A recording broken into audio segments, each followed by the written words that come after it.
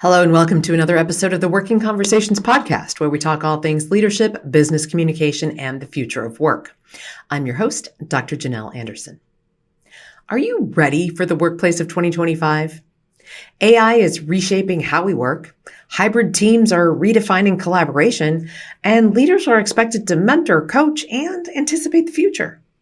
Whether you're an employee looking to level up or a leader aiming to inspire, mastering the right skills isn't just an advantage, it's essential. In this episode, we'll break down the 9 key skills that you need to stay ahead, backed by research and real-world strategies. Let's dive in and future-proof your career together. Now, last week on the podcast, I shared my predictions for the 2025 workplace. And this is the perfect follow-up episode where we're going to discuss the key skills that you can develop that will help you thrive in 2025. Nice, it rhymes. Now, if you missed last week's episode, I'm going to encourage you to go back and catch that after this one. It's a great companion episode to these key skills. Now, I'm going to categorize the key skills into 3 buckets. First, key skills for employees. Now, even if you're a leader or a manager, you're also an employee. So these can be applied to any role. The next bucket is for leaders. And in my worldview, if you've been following the podcast for any length of time, you know this, you can lead from anywhere on the organizational chart. So these can also be applied to any role. And then the third bucket absolutely applies to everyone. So there are 9 skills in total. Now, part of breaking it down into 3 groups of 3 is to make it more manageable. Don't try to develop all 9 of these skills at once. Pick a category and then pick 1 or 2 skills in that category to develop. And I'd highly recommend you bookmark this episode and come back to it when you're ready to develop a couple more skills and continue to chip away at it. All right, let's dive in. We're going to start with the 3 key skills for employees. And remember, that includes everyone. The first key skill, AI literacy. AI tools like ChatGPT, DALL-E, Propensity, and all of the others out there are becoming everyday workplace staples. Employees must understand how to work alongside these tools to enhance productivity rather than fear them or misuse them. So what does that mean for you? Well, AI literacy includes knowing how to prompt AI effectively, and I did a podcast episode about that. You can go back and listen to that one if you need some tips on that. It also means that you know how to evaluate its outputs. You need to use your critical thinking skills to figure out what you're going to do with what AI gives you. And then how do you integrate its suggestions into your work? Also, how do you layer different AI tools? Because there's some that are better at one thing and others that are better at another thing. And so it's no surprise that you might use one to analyze data and a second to write a report. Now, according to a PricewaterhouseCoopers study, 67% of employees believe that AI will help them work more efficiently, but only 33% feel confident in their ability to use it. So 2/3 of employees know that this is important, but only 1/3 of employees really have the skills yet. Now, if you're among the 1/3 who doesn't believe this is important, well, first of all, you need to get on board.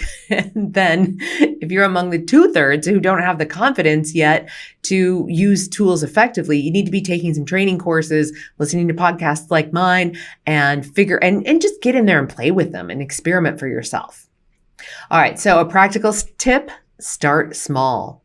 Use one of the AI tools to streamline repetitive tasks like email drafting or scheduling. Of course, you're going to then revise and use a human touch on top of that, but AI can give you a really good crummy first draft to work from. Then you can experiment with more complex applications like data analysis or creative brainstorming or layering different AI tools like I was mentioning. The very, very best thing though is just to get in there and experiment. Get your hands dirty a little bit. You're not going to break it. And provided you're complying with any rules or regulations that your organization might have, you're not necessarily doing anything wrong, especially if you're giving it a second look and proofreading when you're done. Or proofreading when AI is done, I should say. All right, skill number 2, adaptability and resilience. Now, you've heard it before. Change is the only constant. Yes, change is the only constant these days, and workplaces will continue to evolve rapidly. It's at breakneck speed these days, my friends. So what does this mean? Well, adaptability is about adjusting to new environments, new tools, and new expectations. While on the other hand, resilience helps you recover quickly from challenges, and you need both. You need that adaptability and flexibility to roll with the punches when things change quickly, and then you need resilience when you make mistakes or when things don't go as planned. Now, here's a great example. Think about the transition to remote work in 2020. For those who had jobs that could be done from home, they had to. And those who adapted quickly gained a competitive edge. Now, not only did individuals who adapted quickly gain a competitive edge, but organizations that were able to adapt quickly also gained a competitive edge, while their counterparts struggled and fell behind and potentially lost market share if they were organizations, or lost opportunities for advancement if they were individuals.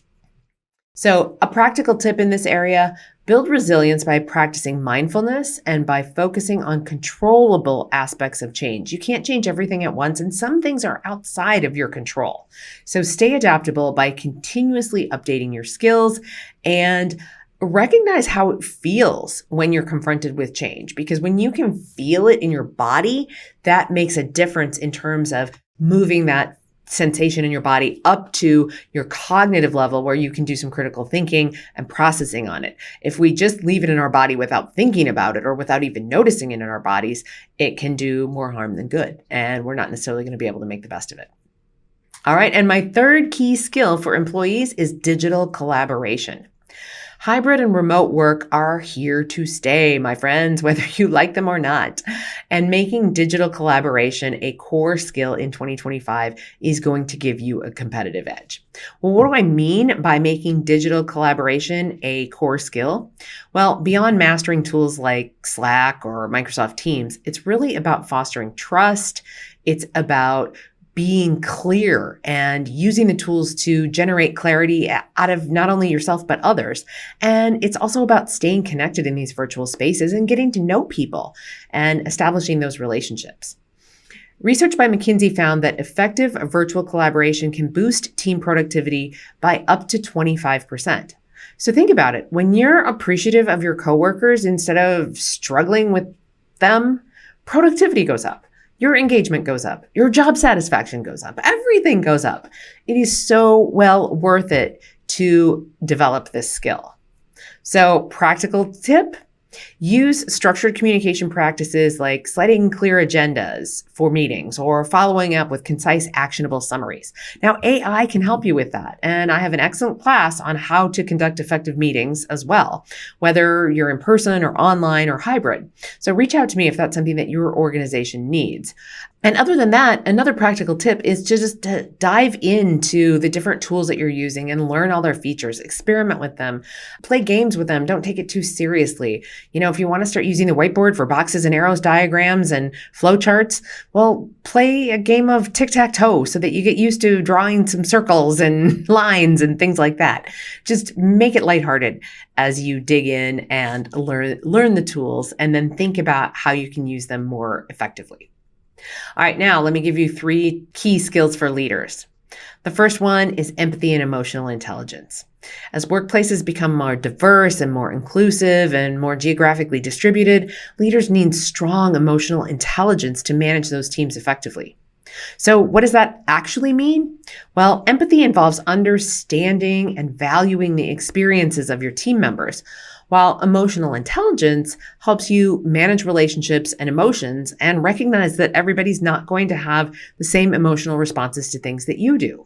A study by the Korn Ferry Institute found that companies with emotional intelligent leaders outperform their peers by 37%.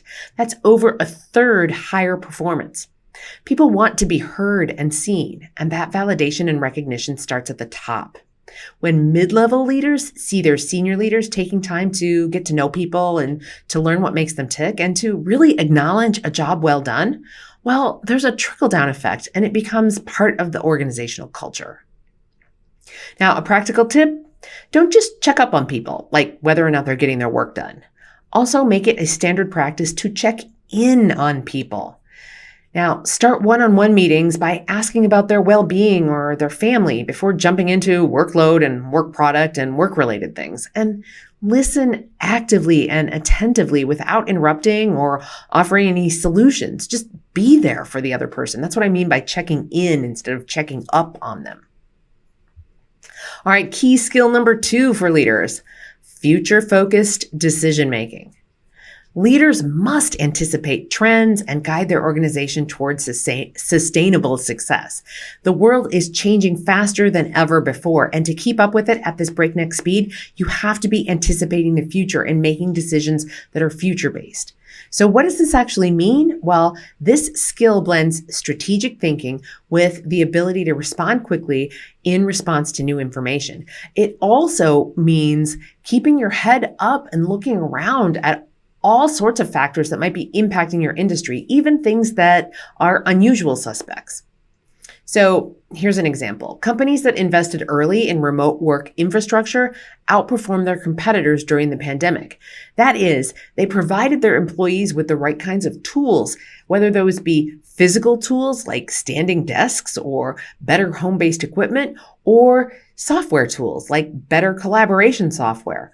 Those companies, again, that invested early, they outperformed. And I don't have specific data for this in front of me, but I would guess that their retention levels were higher as well. So practical tip in this area, dedicate time each month to strategic foresight, analyzing trends in technology, the economy, and your industry to inform decisions. And you've heard me talk about that here on the podcast as well when I talk about having white space on your calendar. Leaders and employees alike, I'm talking to you. If you've got back-to-back meetings all day long and you don't have any white space on your calendar, you can't possibly be making any future-focused decisions. You have to have that white space on your calendar for when things come up that are unanticipated, whether they be in the broader marketplace or inside your own organization. And I'll link up in the show notes where you can get that episode on creating more white space in your work day, work week, and work month. All right, and my third key skill for leaders, coaching and development. So employees increasingly expect leaders to act as mentors and career coaches. And one of the best ways to learn to do that effectively is for you, my dear leader, to have an executive coach yourself. So what does it mean? Well, coaching focuses on helping employees build skills, achieve goals, and find fulfillment in their roles. It's more about the person being coached learning to find the answers from within instead of depending on somebody else to give you the answers. Much like an athletic coach who can see your performance from a different vantage point than you can, your coach, you as a leader coach, can reflect back to an employee what you're seeing in their performance that they might not be able to see themselves. That's what a good executive coach does. And again, employees need this more than ever, and they're expecting it and wanting it to be in the workplace, wanting it to be from a leader that they trust. Now, Gallup reports that employees who feel supported by their managers are 70% less likely to experience burnout. 70. That is so dramatic. So coaching, mentoring, and offering other types of professional development are key to making employees feel supported. Also, when you're investing in them like that, they're much less likely to leave. So you're going to reduce your turnover as well. So practical tip, schedule those regular one-on-ones, not just focused on the work, but schedule additional one-on-ones focused on career development and career growth, not just those performance metrics. Ask open-ended questions like, what skills would you like to develop in the coming year? And then secure the resources for them to develop these skills. Sometimes it's as simple as giving them some discretionary time to go out to LinkedIn Learning and look up some short courses on that particular skill that they want to develop. And then keep track of their goals and follow up with them. That is so meaningful when your leader remembers what you're up to and asks you about it. All right, so those are your 3 key skills for leaders. Now let's dive into an area that is shared across employees and leaders. So I have 3 skills in this bucket as well. The first one is discernment. Now, in an age of information overload, discernment is the ability to make sense of vast amounts of input in a chaotic world, and from that to make sound judgments. And this is a critical skill for everyone. So what does it mean? Well, discernment includes data literacy, decision-making skills, and the ability to separate noise from meaningful insights. It's about considering various options and choosing the best one. It involves recognizing the meaning of small details and knowing when they matter and when to let them go. It involves scrutinizing similar things to spot the difference, and it's about taking in vast amounts of data and making sense of it. And again, if you don't have any white space on your calendar, you're not going to have much chance at discernment. A Gartner report shows that 90% of corporate strategies will explicitly mention data as a key asset in 2025. And data itself is useless. We need to be able to apply strategic thinking skills like discernment to data in order to make data-driven decisions. So, a practical tip: when presented with data, ask these 3 questions. Number 1, where did it come from? Number 2, what biases might it contain? And number 3, how does it align with other information that I know to be true? And you may need to grapple with these questions quite a bit in order to really engage in the process of discernment. That is discernment in action. All right, key skill number 2 for everybody: conflict management and difficult conversations. The workplace of 2025 will demand skillful handling of disagreements to maintain harmony and productivity. So what does this even mean? Well, this includes resolving misunderstandings, addressing performance issues for those of you who are managers, or even giving your peers performance feedback, and navigating interpersonal tension. And remember, when we're communicating through screens like email, text messages, Teams, Slack, and so on, it's easier than ever to miscommunicate. Just for example, it's easy to misunderstand one another when social cues like tone of voice and facial expressions are missing. So leaders and employees alike must assume positive intent when there are those misunderstandings and then address them quickly and constructively. So a practical tip in this area: start with teeing up a difficult conversation with common ground, like, these project deadlines are nearly impossible to meet. When you get on the same page and build some agreement beforehand, you mitigate the likelihood of the other person getting defensive. When the brain is in agreement, there's nothing to get defensive about. And for more tips on strategies on handling those difficult conversations, grab a copy of my book, Head On: How to Approach Difficult Conversations Directly. And you can download the first few chapters at janelanderson.com/head-on. And we'll link that up in the show notes, which you can find at janelanderson.com/198 for episode 198, which this is. All right, and key skill number 3 for everyone: human connection. As technology becomes more pervasive and touches so many parts of our work, maintaining genuine human connections and relationships is more important than ever. So what do I mean by this? Well, this skill goes beyond basic communication skills to include being able to build trust and rapport and psychological safety, and to do so at a distance. Because again, if you're working that hybrid or remote schedule, you have to bridge the distance in order to create that human connection. A study by BetterUp found that employees who feel connected to their teams are 75% more engaged and 50% less likely to quit. Again, this is about seeing each other and really getting each other and understanding each other. Feeling heard and seen is so critical. So a practical tip: whether you're remote or in person or some of each, working that hybrid schedule, prioritize small moments of connection, like checking in on somebody's weekend or celebrating milestones or just finding out what they care about and then remembering and asking them in your next conversation. It is so meaningful when somebody remembers my children's names or remembers a hobby that I have or a book that I'm reading. It really, really does make a difference. It creates that human connection, and we learn more about each other. All right, so there you have it, my friends. The top 3 skills for employees, for leaders, and for everyone. And as a quick recap, for employees: AI literacy, adaptability and resilience, and digital collaboration. For leaders: empathy and emotional intelligence, future-focused decision-making, and coaching and development. And for everyone: discernment, conflict management in difficult conversations, and human connection. Again, all 9 of these apply to everyone, but I've broken them out rather arbitrarily into 3 buckets so that you can dig in where it makes sense for you to dig in. Now, as we wrap up today's episode, let's remember that the future of work is not only about waiting for change to happen, it's about preparing for it today. These 9 skills are your roadmap to staying relevant, resilient, and ready for whatever comes next. Whether you're mastering AI, fostering human connection, or tackling those tough conversations, every step that you take now is an investment in your future success. Thanks for joining me on this journey. I can't wait to see how you are going to thrive in 2025 and beyond. And if you missed last week's episode on my predictions for 2025 for the workplace, well, you're going to want to head over to janelanderson.com/197, episode 197, or wherever you get your podcasts to listen to that one. It's a great complement to this episode. Thanks for joining me on today's episode of the podcast. If this topic resonated with you or you have ideas for future episodes, again, I would love to hear from you. As always, stay curious, stay informed, and stay ahead of the curve, and tune in next week for another insightful exploration of the trends that are shaping our professional world.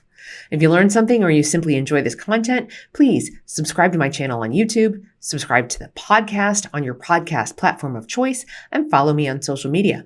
These are all excellent, no-cost ways for you to support me and my work. You'll find links to my social media over on the show notes page. Again, that's janelanderson.com/198 for episode 198 that this is. Until next time, my friends, keep thriving and working toward the future of work that we all want. Stay connected, stay curious, and I will catch you next week. Until then, be well.